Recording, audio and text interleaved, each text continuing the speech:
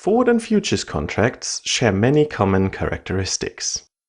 They are tradable contracts that facilitate long or short positions in an underlying commodity or security for a future specified date at a price agreed upon at the time of dealing. Both instruments confer on the holder the obligation to make or take delivery under the terms of the contract. For example, the seller delivers the underlying asset to the buyer, or if it's a cash-settled contract, then a cash equivalent is transferred from the trader who sustained a loss to the one who made a profit. These contracts are used extensively by market participants to either speculate on the market direction of a reference asset, to hedge, where hedging is the taking of position acquiring either a cash flow, an asset, or a contract, i.e. derivative, that will rise or fall in value and offset a fall or rise in the value of an existing position. Additionally, futures and forwards are used for price discovery, where market information helps market participants to make informed estimates of future commodity prices, where estimates of price or value lead to enhanced production and consumption patterns. A significant difference, however, between futures and forward contracts arises because futures contracts are legally required to be traded on a futures exchange, while forward contracts are bilateral OTC contracts. Futures are highly standardized, being exchange-traded instruments, whereas forwards are typically bespoke, tailor-made contracts. In the futures market, contracts are matched between the buyer and the seller, executed with the clearing house as a direct counterparty via the exchange, without the problems associated with forwards, which typically depends on the creditworthiness of the counterparty. One practical application of this difference is that if a futures trader wants to close out a position, an equal number of offsetting contracts for that commodity month is transacted and the original position is cancelled. Forward contracts are usually offset by establishing another forward contract position of opposite direction with terms as close as possible to those on the original contract. Another significant difference is that a futures contract is effectively settled at the end of each trading day via the margin process, which is meant to be sufficient to cover any possible daily fluctuations in the value of each trader's position. Forward transactions are settled only at the maturity date.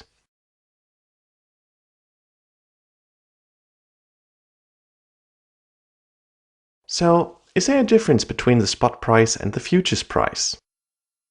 The relationship between spot and futures price is governed by the cost of carry. The future price should be the price of holding the spot until maturity. Therefore, all associated costs need to be attributed. Understand this and you will understand forwards.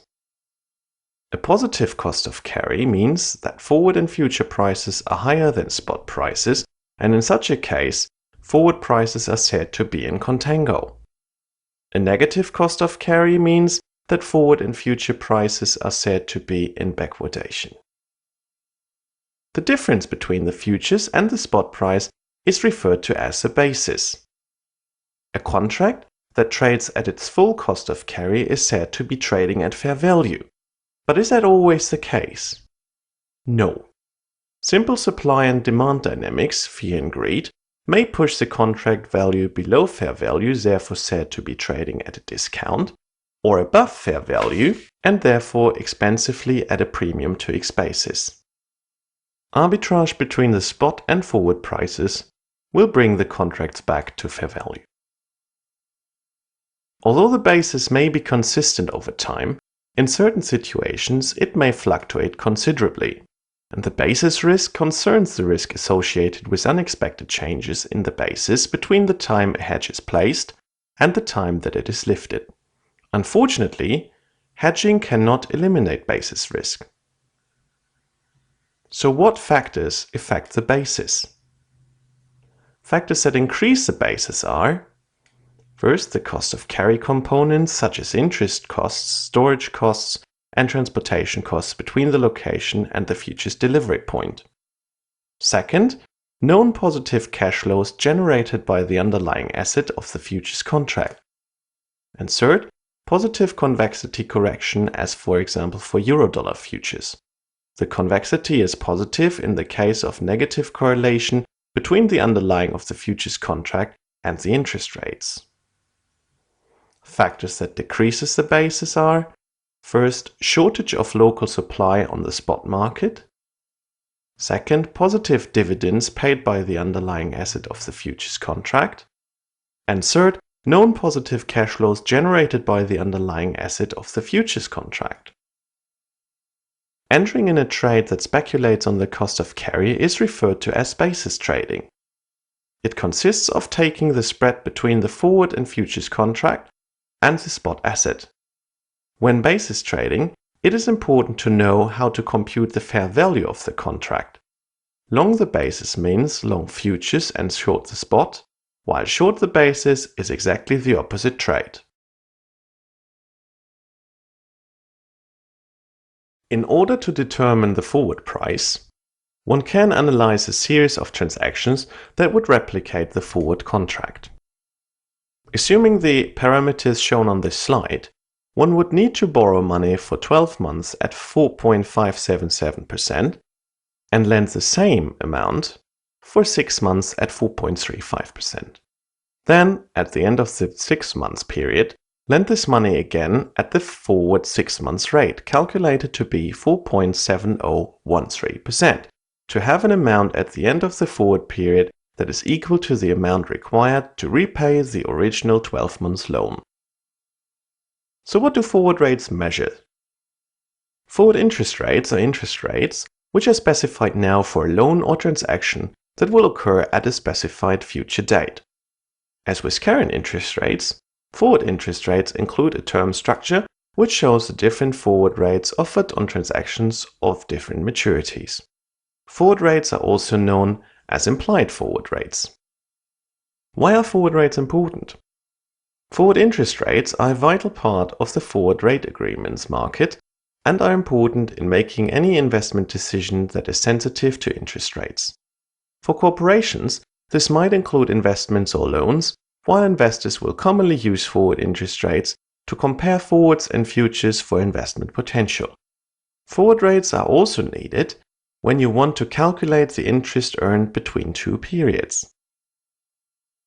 Forward rates should be monitored closely because they provide an insight into market sentiment and the future movement of interest rates.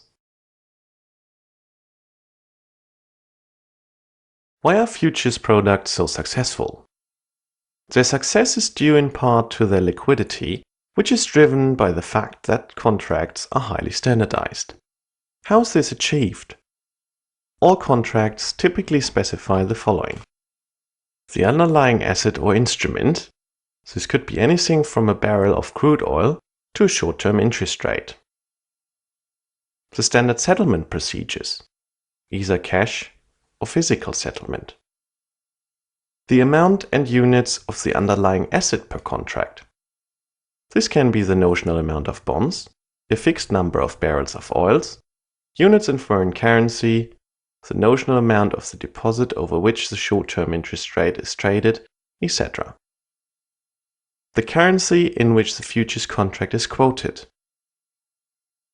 The grade of the deliverable.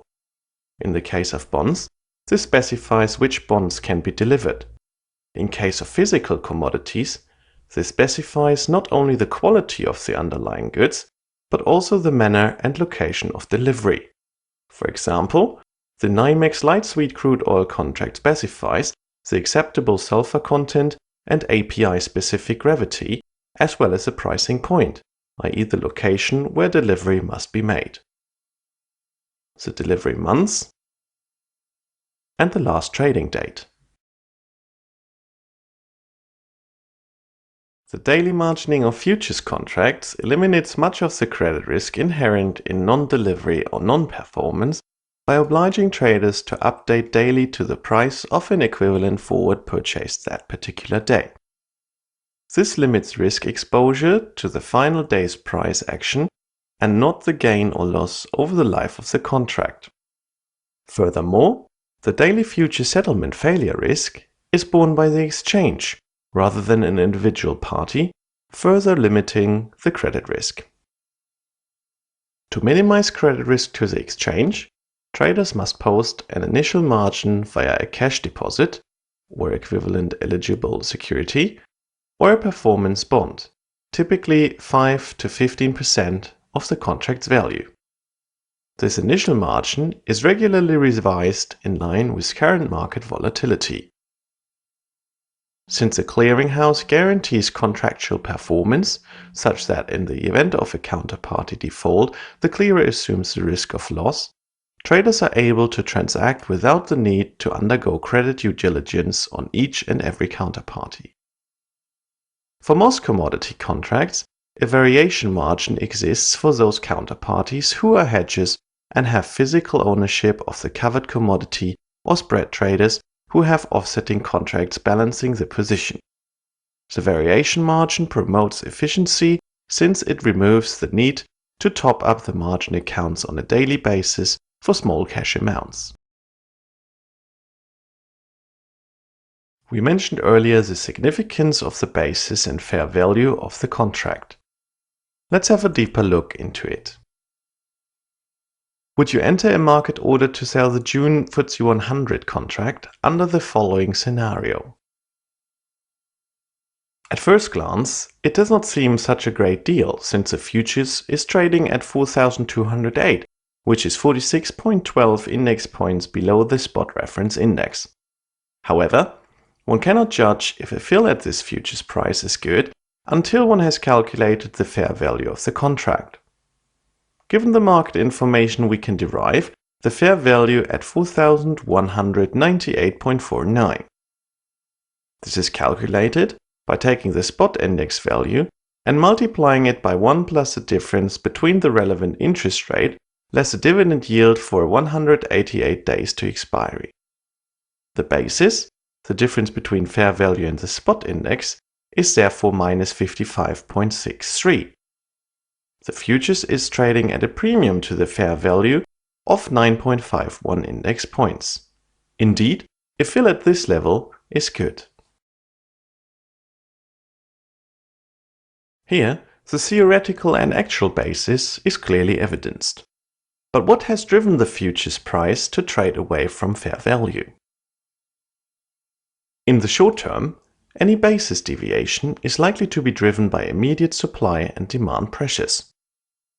As the basis continues to widen, at some boundary point, it will bring in the arbitrageurs who actively trade basis risk, and the premium to fair value will be brought back into synchronization.